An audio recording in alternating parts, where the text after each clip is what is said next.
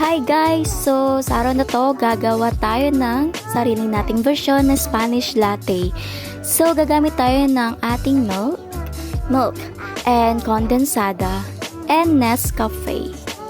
Okay, and then milk frother. Frother, depende sa pronunciation nyo. Different school, different pronunciation. Keme. So, ayun guys.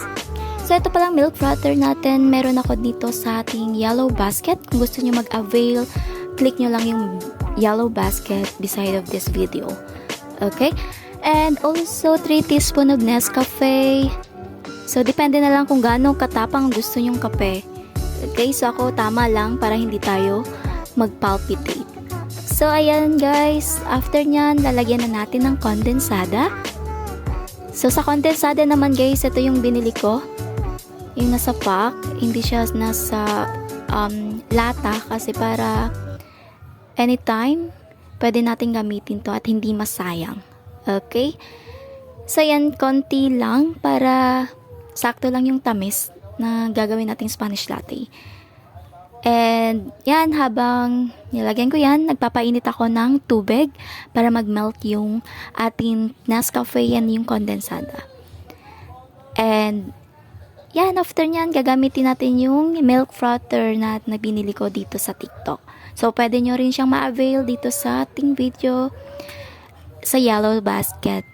Mura lang yan, guys. Kung wala naman po kayo nitong milk frother natin, pwede naman kayong gumamit ng tinidor. Halu-haluin nyo lang.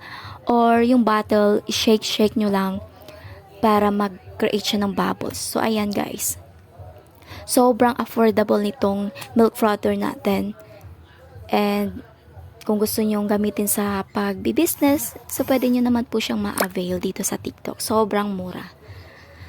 So, ayan guys. So, ito nga, para makatipid kayo or makapag-save kayo ng money. So, kung ayaw nyong lumabas or nagtitipid kayo and nag-crave kayo ng iced coffee, especially Spanish latte, itong video na to para sa'yo. Okay? So, gayahin nyo lang po to. Alam ko naman maraming video dito sa TikTok. Pero ito po ay simple lang na Spanish latte natin. Okay? So, ayan guys. Lalagyan na natin siya ng ice cube. So, ako tamang ice cube lang. Para, ayan, kasi sobrang init ngayon. And sobrang sarap niya kapag sobrang lamig. Okay? So, ayan guys. Lalagyan natin ng ice cube. And after nyan, lalagyan na natin ng milk.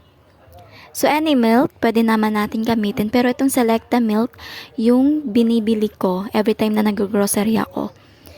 So, hindi yan nawawala sa grocery list ko dahil nag-crave nga ako always ng iced coffee.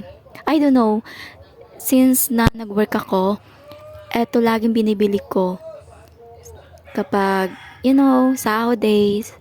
So, naisipan ko, why not gumawa ko ng sarili kong version. Okay? So, ayan guys, ito na yung Spanish